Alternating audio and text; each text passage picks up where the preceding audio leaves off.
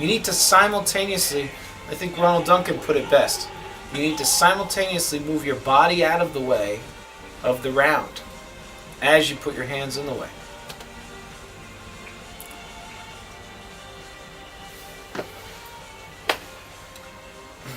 I think we should run that back.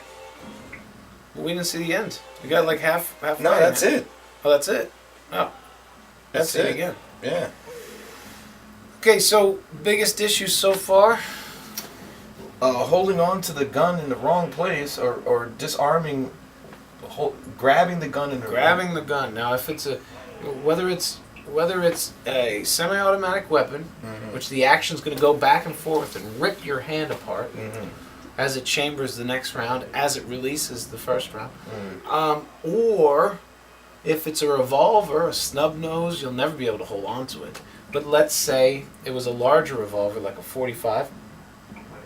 Fire comes out the sides. You ever see that thing in slow motion when fire comes out the sides and you're going to burn your hands horribly? For some reason, when it comes to firearm disarms as a whole, people just think that they can grab the gun wherever. There's a reason why. Just real quick, if you don't believe me, next time you're at the range, hold on to it like this and squeeze the trigger and see what happens to your hand. It's a bad idea. The action will rip your hand to shreds. Rip it to shreds. Do you have your weapon on you? Can we try? Maybe we can go get it. And try. Not try it, but no, thanks. No, but show it. I would love for you to have. Maybe we should get one of your fake ones here. We could probably show a clip of that. You want to see a clip of me blowing some rounds off?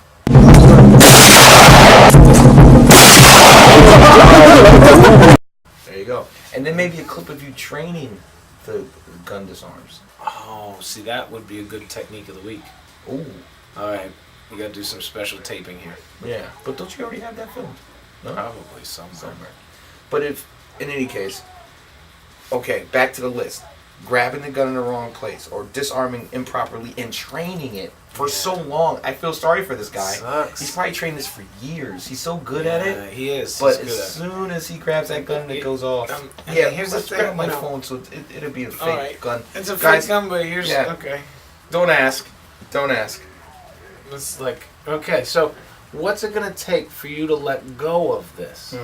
Okay. So let's say for a second that you could grab over the action of the gun, which you would never do, by the way. Never do that. But let's say you could, right? I would pull right there. All right. And he's not moving his body. Most of the techniques, he's not moving his body out of the way. So when he's here, right, let's say he doesn't get shot for some reason, right? Okay. Right. That's impossible. The trigger, well... He's holding it right at his face. Right. So... Catches bullets with his teeth. Little reference there. The last dragon.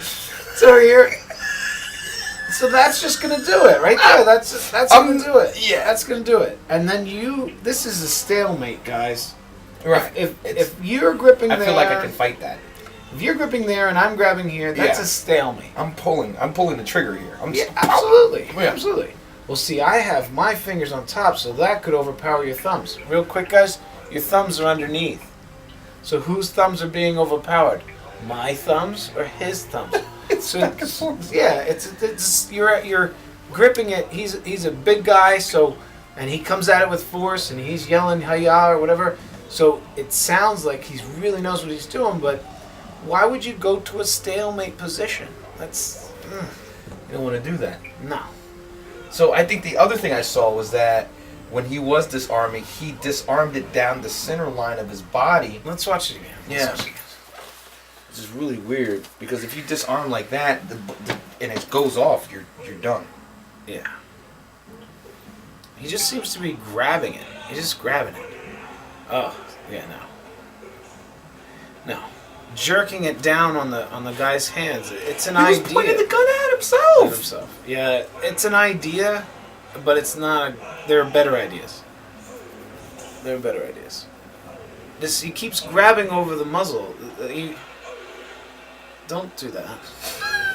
I guess he's hoping that the triggers doesn't get pulled, but why would you train that way? When you're yelling, ooh, and you yell things like that, that could scare a man into pulling the trigger. Yeah, absolutely. And when you yell, oh, or hiya, or anything like that, you're telling a man that you're moving. You're telling him, right now I'm going to move. Don't do that. Don't indicate at all. You should be silent when you move.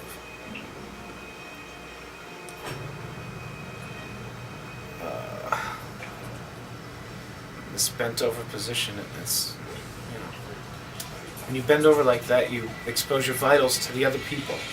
So he's really thinking like one person's there.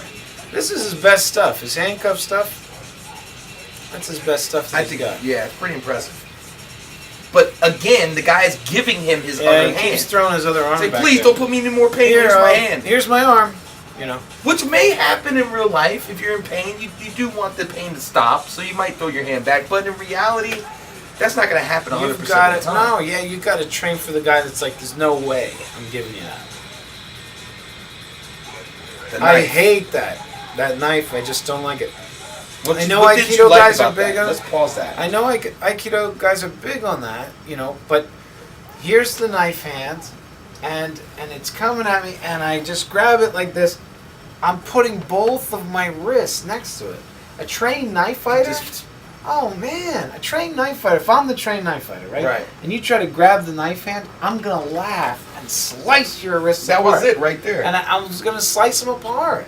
And Wow. if you have two hands on Right. it, that's two. That's two. Oh, you got. Oh, right. You got, yeah. Right. Boom. Oh. Done. Boom. Oh. Done. Thank you. I'm Right. Spider-Man. Because a knife fighter's trying to aim for the arteries and bringing two radial arteries toward me. You're like, oh, thank That's you. amazing. Don't do that. Don't do that. So many people do that. Yes. I've seen so many knife disarms do that. Yes. Well, first you grab the knife hand. No, you don't. No, that's You putting, know, putting that's your dangerous. vitals closer to the... First what you do, I'm not here to teach martial arts. I'm here to critique, but first what you do is you get the heck out of there and you get home and you get rid of that knife so that it doesn't come near you. Just send it. So that it's an impossibility to hold on. Because honestly, are you letting go of that knife? No. I'm never letting go of that knife. Yeah, yeah. If I let go of that With knife, intent. Yeah. I die. Right. So if I'm coming at you with a knife, right? Right. I'm never letting go.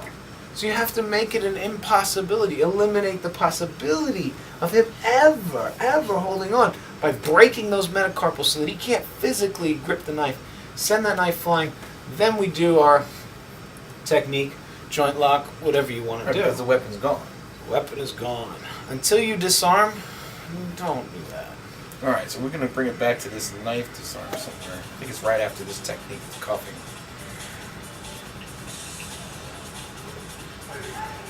Again, if you have time to reach around, this is what I see all the time. This guy reaches around to grab the joint lock. And if you have time to reach around, then he has time to beat you up. Alright, let's pause that. Because, you know, here, this is a big jiu-jitsu thing. I'll reach around and I'll get this and I'll do this. If you have time to reach around here, he has time to fire that off. Right. And who's going to get there sooner? Right. Either Okay. way, if we both get there at the same time, you're hit. I'm done. Right. Because let's say I'm half again faster than him, so we're giving this guy the total benefit of the doubt. My move takes twice as long. Right. You have to extend to my face. Boom. I have to reach the same distance as you, Right. but I have to come back. Right. So while I'm coming back, I can still get Right. missing some teeth, and it's just not realistic. And the biggest thing that I see in martial arts is that this belief that I'm going to be able to take the hand off. When did that become in martial arts? That just became the norm. So this guy reaches and I can just take his hand right off. I'm that strong. Or see, I'm peeling it off. That's a lot of martial arts says. I'm peeling it off. You're peeling it off? Dude, try and peel me off. Right, with intent, you're not going to just try and peel it peel off. that off. We trained, Keep it on. break the metacarpals. Right. And then if you peel. want to, exactly. If you want this off, then you have to destroy his ability and then to you can use his fingers. If they're broken, then he's not holding on. Then we can do things. But the biggest thing is to increase your distance, therefore increase your time to react. If I'm not increasing my distance from that, then I eat that. Right. So it's So it's got to be, whoa, first and foremost. Not that we're teaching martial arts, we're trying to critique here, but this is why we have the problem. You can't just say, oh, that's wrong, that's wrong, that's wrong, and then not give it what's right. Reason why what's right. So, let's continue, huh? Yep. That knife is coming up here somewhere. Yeah, the second Scuffing, knife. he's scuffing is good, but again, the guy's giving the other hand. I like how he guides his head as he moves them. That's good. Is that the knife? No. That's my favorite of his techniques so far. When he just grabs the guy's hand and drops him. Yeah. This is my favorite so far. Here's a knife. Oh! I don't know. I guess it's for effect. I don't know. He's big on the finger locks. Man, his uke is making so much noise. We train not to make noise in the dojo, so I'm really not used to this. Yeah. He's like screaming for his mom. Well, he's in a lot of pain. Sounds like a girl. Once again, if you're reaching out for that neck, it just wasn't a realistic response to the attack. He's just reaching out. He's basically like, here you go, just lock my hand up. If I'm reaching out, I'm going to grip that throat, I'm going to crush it. And if you try to pull away, if you're gripping in here, he's going to crush it. So if I try and pull away, I'm helping him. Right. You know? What is that? The larynx. Larynx. Yeah, or your voice box, you know? So this idea of, and this I see in martial arts all the time. This guy comes in for the choke and the guy goes, whoa, you're helping. Yeah, that would be great. Doesn't that kill you? Pull that out? It's not going to feel too good. You know, there's no guarantees in life, but there's a guarantee that that's not going to feel good. It's not going to feel good at all. So, Sensei Gordon Muller and Sensei Robert Wells. Here's the thing. Combat Aikido. Not to be mean or anything, I think he's doing awesome. Why? Because Aikido's not really for combat. Now a lot of guys are going to be pissed off at me here. That's true. A lot of guys are going to be pissed off, but here's the thing, guys.